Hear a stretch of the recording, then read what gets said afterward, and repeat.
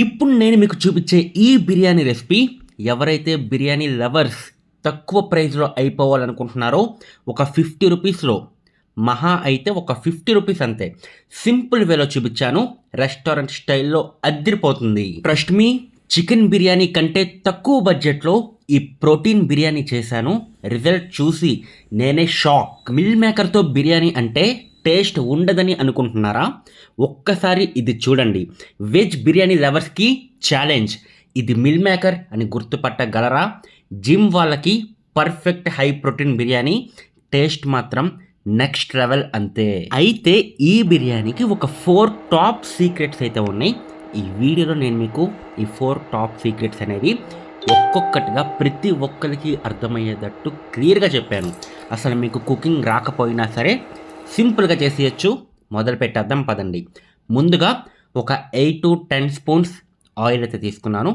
నేను ఇక్కడ ఏదైతే పెట్టానో ఈ కళాయి చాలా చిన్నదన్నమాట. ఇలా చిన్నది వాడటం వల్ల మనం ఎక్కువ ఆయిల్ అనేది వేయక్కర్లేదు. ఒక 10 స్పూన్స్ వేసామంటే మనకి మంచిగా పైదాకా వస్తుంది. ఆనియన్స్ అనేవి మంచిగా ఫ్రై చేసుకోవచ్చు.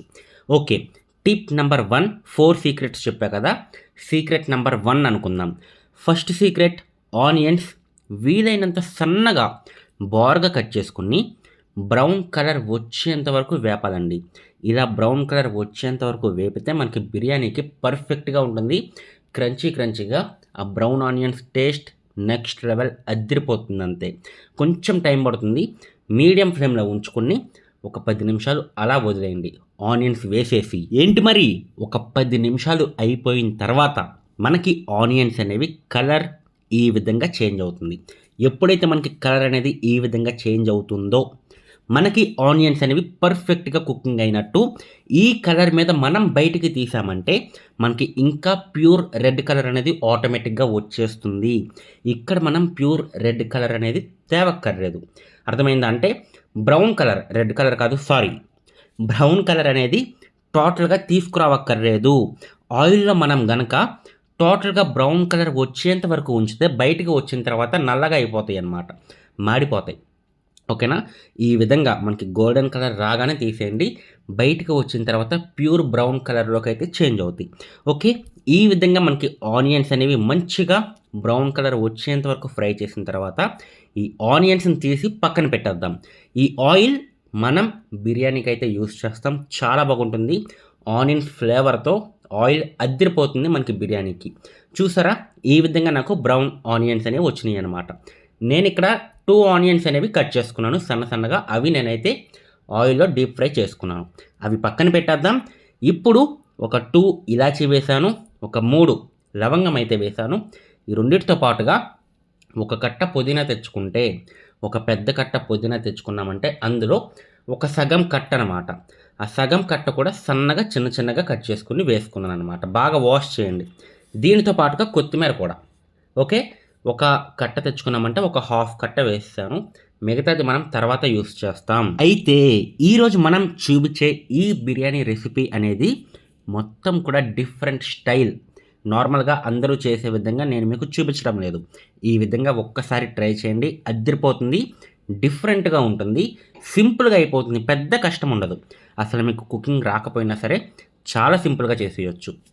చూసారా? ఇందులో నేను ఇంకా 2 స్పూన్స్ అల్లం వెల్లుల్లి పేస్ట్ అయితే యాడ్ చేశాను. ఒక 2 టమాటో మంచిగా సన్నగా కట్ చేసుకుని వేసుకున్నాను. ఒక 5 మిర్చి అనమాట. మిర్చి కూడా వేసిన తర్వాత మంచిగా ఒకసారి కలిపేద్దాం చేతితో మొత్తం కూడా. కలిపేసి ఇందులో నేను ఇక్కడ 2 గ్లాసెస్ రైస్ అయితే యూస్ చేస్తున్నాను. ఈ 2 గ్లాసెస్ రైస్కి 5 గ్లాసెస్ వాటర్ అయితే పడతాయి. నార్మల్గా 4 గ్లాసెస్ అంటారు, బట్ 5 వేద్దాం. ఎందుకనేది నేను మీకు చెప్తా, ఆ సీక్రెట్ ఏంటనేది. ఓకేనా? ఇక్కడ అయితే ముందు ఒక 3 స్పూన్స్ సాల్ట్ అయితే వేసుకుంటున్నాను. 3.5 స్పూన్స్ అయితే వేసుకుంటున్నాను. సరిపోతుంది మనకి రైస్కి. ఇక్కడ 5 గ్లాసెస్ వాటర్ మనం ఎందుకు తీసుకుంటున్నాం అంటే నార్మల్గా 4 గ్లాసెస్ సరిపోతాయి అనమాట. అంటే ఒక గ్లాస్ బియ్యానికి 2 గ్లాసెస్ వాటర్ అయితే సరిపోతాయి.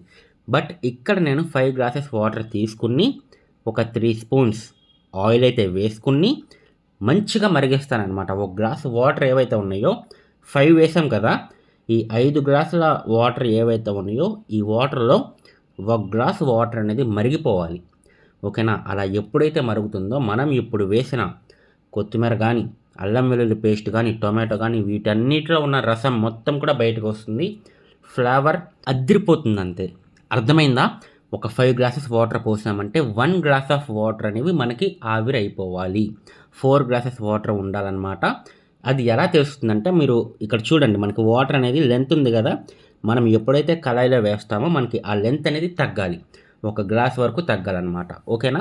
అంటే ఒక 15-20 నిమిషాలు అలా మూత పెట్టేసి మీడియం ఫ్లేమ్లో బాగా మరిగించండి. ఎప్పుడైతే బాగా మరిగిస్తారో ఈ విధంగా మనకి తయారవుతుందనమాట. చూసారా, నాకు వాటర్ కూడా కొంచెం తగ్గినాయి. మనకి ఏదైతే ఇప్పుడు వెజిటబుల్స్ వేసామో ఆ వెజిటబుల్స్ అన్నిటిలో ఉన్న రసం మొత్తం కూడా బయటకు వస్తుంది. ఇప్పుడు ఇందులో మనం మసాలాస్ అనేవి యాడ్ చేసుకుందాం. 2 స్పూన్స్ కారం వేస్తున్నాను, సరిపోతుంది. ఎందుకంటే మిర్చి వేసాం కాబట్టి, ఒక 5 మిర్చి వేసాం కదా, సో సరిపోతుంది. ఒక హాఫ్ స్పూన్ మాత్రమే సాల్ట్ వేసాను, ఎందుకంటే స్టార్టింగ్లో వేసాం. 3.5 స్పూన్స్ సరిపోతుంది. ఇప్పుడు జీరా ధనియా 1 స్పూన్ జీరా, 1 స్పూన్ ధనియా వేసాను. ఈ రెండింటితో పాటుగా ఒక 3 బిర్యానీ ఆకు అనమాట. వీటితో పాటుగా బిర్యానీ మసాలా కూడా మీరు యాడ్ చేసుకోవచ్చు కావాలంటే.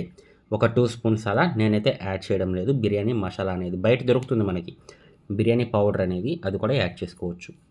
ఇక ఫైనల్గా ఇందులో నెయ్యి అయితే వేసేస్తున్నాను. ఈ గీ ఏదైతే ఉందో ఒక 3-4 స్పూన్స్ అయితే వేసుకోండి, సరిపోతుంది మంచిగా. ఇంకా మీకు మంచిగా టేస్ట్ కావాలి, గీ టేస్ట్ బాగా ఇష్టపడేవారైతే ఒక 5 స్పూన్స్ కూడా వేసుకోవచ్చు. బట్ 5 వేసారంటే మీకు బాగా గీ టేస్ట్ వచ్చేస్తుంది. 4.5 వేసుకోండి, సరిపోతుంది. వేసిన తర్వాత మంచిగా ఇలా మరుగుతున్న టైంలో మంచిగా వాష్ చేసి ఒక గంట సేపు నానపెట్టుకున్న బియ్యం అన్నమాట ఇవి. 2 గ్లాసెస్ చెప్పా కదా, ఈ బియ్యం మొత్తం కూడా ఇలా మరుగుతున్న ఈ వాటర్ ఏవైతే ఉన్నాయో ఇందులోనే, ఈ రసంలోనే మంచిగా మనమైతే వేసేద్దాం. ఇందులో ఇంకా యాడ్ చేయాల్సినవి ఉన్నాయి.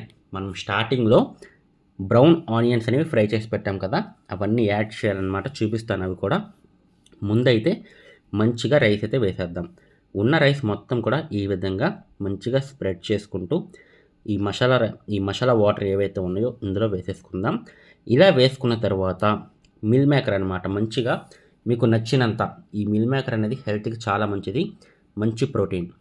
అయితే ఇది ఎప్పుడైతే మీరు మిల్ మేకర్ తెచ్చుకుంటారో మంచిగా వాష్ చేసుకోండి. ఒక గిన్నె తీసుకుని, అంటే వాష్ అంటే ఓకే చేయక్కర్లా, ఒక గిన్నె తీసుకుని ఆ గిన్నెలో మంచిగా వాటర్ పోసేసి ఆ వాటర్లో ఒక గ్లాస్ అంతా మిల్ మేకర్ ఏవైతే ఉందో మంచిగా ఆ వాటర్లో పోసి ఒక 2 మినిట్స్ అలా వదిలేయండి. మనకు డస్ట్ ఏమన్నా ఉంటే మొత్తం కూడా వచ్చేస్తుంది.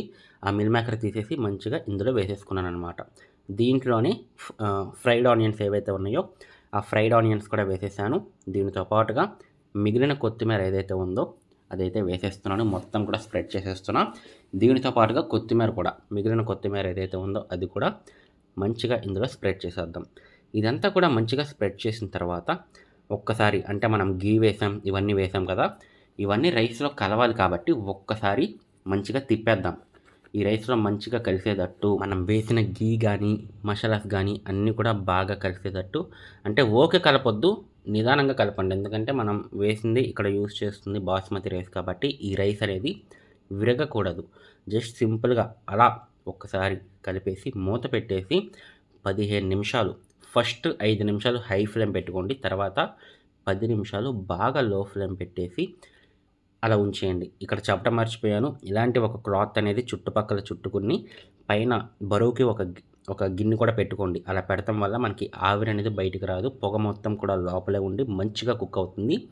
మనకి రైస్ కూడా చూసారా ఈ విధంగా బాగా కుక్ అవుతుంది రైస్ అనేది. ఆ పొగ మొత్తం కూడా మంచిగా మన బిర్యానీకి పట్టి టేస్ట్ అదిరిపోతుంది. మరి ఈ బిర్యానీ రెసిపీ సింపుల్గా అయిపోతుంది, ఒక 50 రూపీస్లో సింపుల్గా చేసేసుకోవచ్చు. అండ్ దీనికి పెద్దగా టైం కూడా పట్టదు. మీకు ఏమైనా డౌట్స్ ఉంటే కనుక కింద కామెంట్ సెక్షన్లో అడగండి. అలాగే నెక్స్ట్ వీడియోలో ఏం రెసిపీ చేయమంటారు అనేది కూడా కామెంట్ సెక్షన్లో చెప్పండి, నేను ఆ రెసిపీనే చేస్తాను. మరి నెక్స్ట్ వీడియోలో కలుసుకుందాం. అంతవరకు బాయ్ బాయ్.